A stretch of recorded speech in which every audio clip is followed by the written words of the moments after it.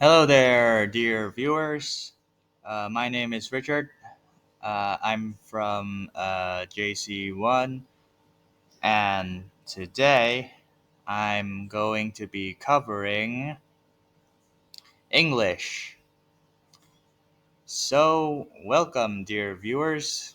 On today's lesson of English, I will be covering reading comprehension. So today's it's gonna be an exciting class, and the objective of today is we will explore how to understand a text, identify the main idea, make inferences, and summarize effectively. Before I actually get into the actual lesson today, I just want to say that when it comes to English, there isn't much to fear because all you gotta do is be bold, be brave, and above all, you have to be.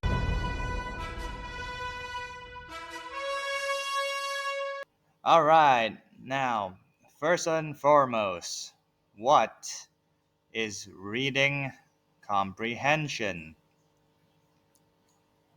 Well, you see, dear viewers, reading comprehension is the ability to understand, interpret, and analyze what you have read. This includes understanding its vocabulary, recognizing the main ideas, following the structure, and drawing conclusions based on said information. Moving on, we'll be looking at types of texts. So you may have read different types of texts that you have found in your day to day lives, such as a narrative. So, for example, your typical stories or novels. Next up, we have informational. So these would be your articles, your journals, and your essays. Next, we have persuasive, which focuses on opinions and speeches. And finally, we have descriptive, which are your poetry and your reports. An important thing to note is that each type has a different purpose and structure, which is unique to its own category. All right, let's tackle this first thing, understanding vocabulary in context. Now, the English language has over a gazillion words, and it's pretty much impossible to know what each word individually means. So, this begs the question, what should I do if I don't know a word? Well, my suggestion is you should look at the words around it. You should use context clues, such as the examples, the definitions, and the contrasts. So I have a simple example here. He was elated after hearing the good news. Now, of course, if we do not know what elated means, then this sentence would probably confuse us. However, we can most likely infer that elated likely means happy or joyful. All right, next up we have identifying the main idea. So, the main idea is the central point that the author wishes to communicate. All right, so we have some very important questions that we should keep in mind. What is the text mostly about? What does the author want me to understand? So, these questions that we have to keep in mind, the answer is usually found in the first or the last sentence. So the first sentence, that's actually called the topic sentence. It dives into detail, like a little overview of what a paragraph is basically going to discuss. And the last sentence is called the concluding sentence, and that's pretty much the uh, end sentence that the author wishes to convey a message in your mind. And there's also repeated or emphasized ideas.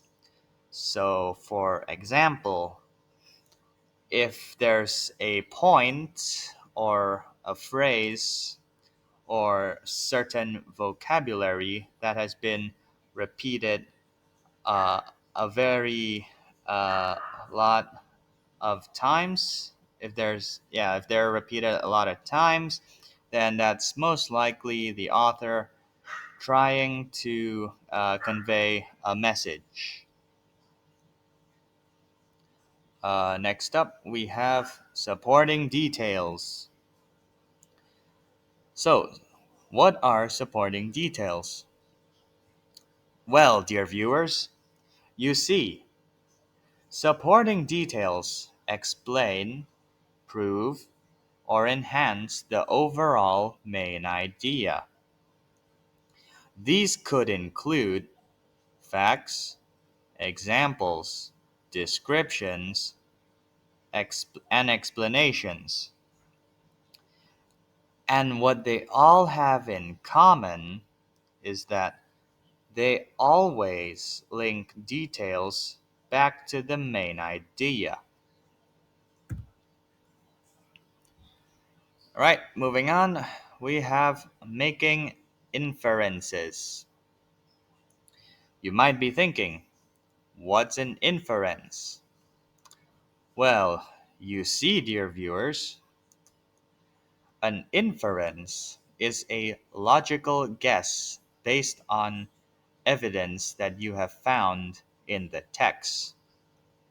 So think of it as reading between the lines.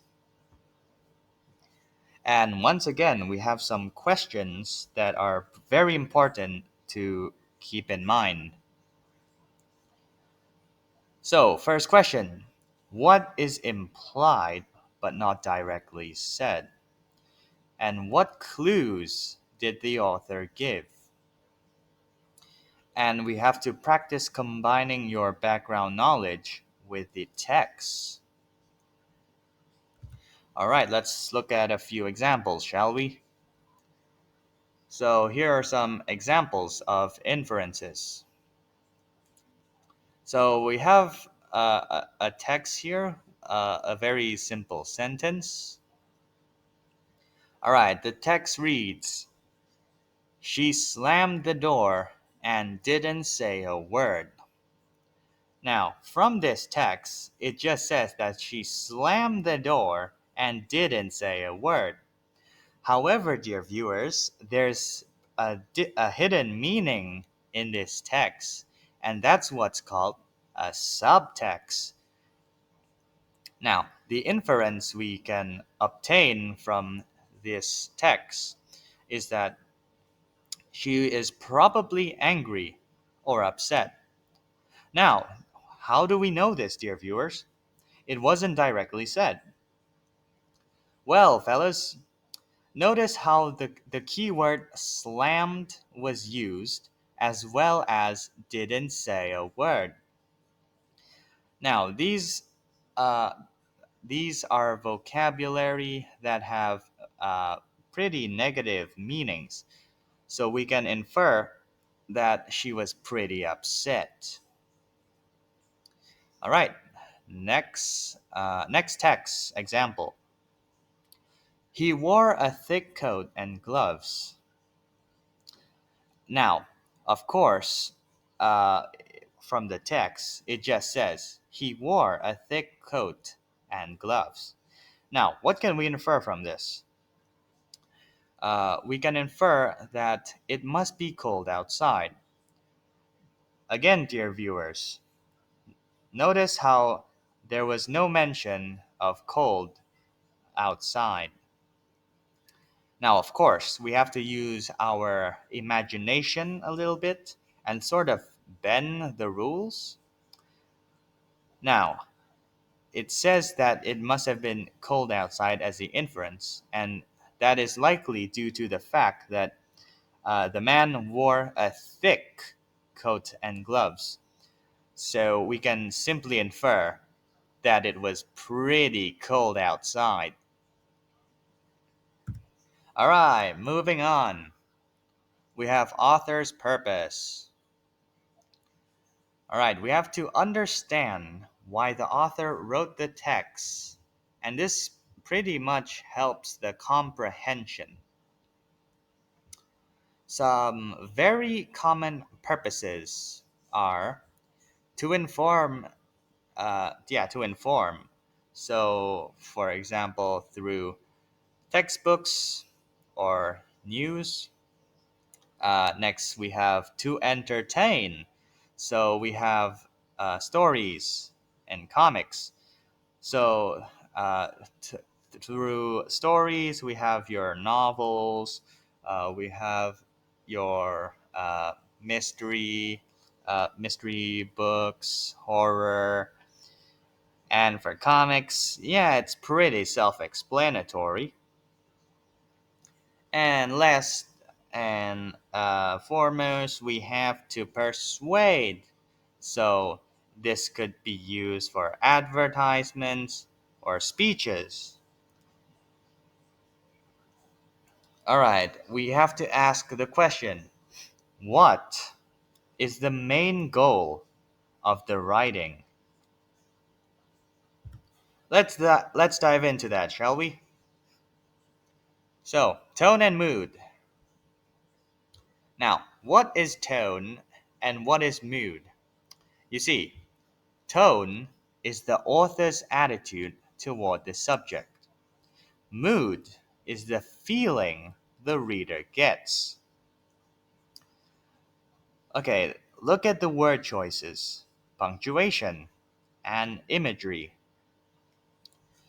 Examples: tone, serious, humorous, sarcastic; mood, joyful, suspenseful, and gloomy. Moving on, we have the text structure. Now, understanding how a text is organized can help you follow it. What are some common structures? You may be asking. Some very common structures in the English literature are cause and effect, problem and solution, chronological order, compare and contrast. All right, moving on, we have summarizing text. All right, so the main question, what is a summary? Well, like it says in my presentation here, a summary includes only the essential information. So, what should we do and what should we keep in mind? Well, we have to keep it short and we have to use our own words as much as possible. And we have to include the main idea and the key details. And a very important thing about summaries is that we have to avoid copying or adding your opinions. Now, this is because when you add an opinion, it pretty much makes things very subjective, whereas a summary is supposed to be objective, meaning it's supposed to be like a little overall uh, preview of the text, essentially. All right, let's see some tips for summarizing. Now, these are very useful in our day to day lives when it comes to English. So, what should we do? First, it's really best if we read the text completely, uh, maybe 2 to 3 times, just so you can really grasp and understand the text. And we have to identify the main idea. And then we have to pick out some key details, anything that's relevant, and leave out any extra descriptions. And uh, for summaries, uh, if it's a very, very simple summary, we just write 2 to 3 concise sentences. All right, common mistakes to avoid: focusing on minor details instead of the main idea, misinterpreting vocabulary or tone, copying large chunks instead of summarizing, ignoring the author's purpose. All right, uh, and here's a summary of the lesson. So today you learned how to understand different types of texts, identify main ideas and supporting details, make inferences and interpret tone, recognize structure and summarize clearly. Uh, great, remember guys, great reading comprehension leads to better grades and clearer thinking. So thank you, dear viewers, for listening, and I hope to see you soon.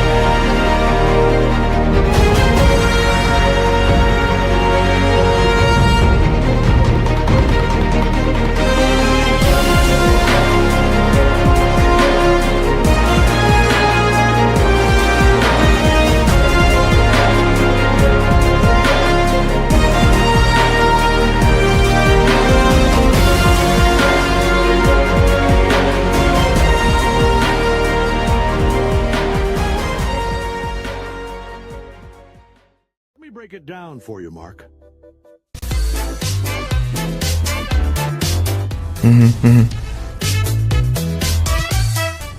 Right. Yeah, thanks. Oh, crap. Dad, you got a little... here. Mark, look, I made a mistake. Mistake? Yes. Have you ever been walking down the street with your best bro, and while you're walking, you accidentally touch hands? You think to yourself, that was weird, but I'm not gay. You are. You are gay. According to the new legal definition of gay enacted by President Chuck Norris, you are gay. Also, if you inadvertently make eye contact with another dude at a bar, you're gay. And if you walk in on your friend taking a dump,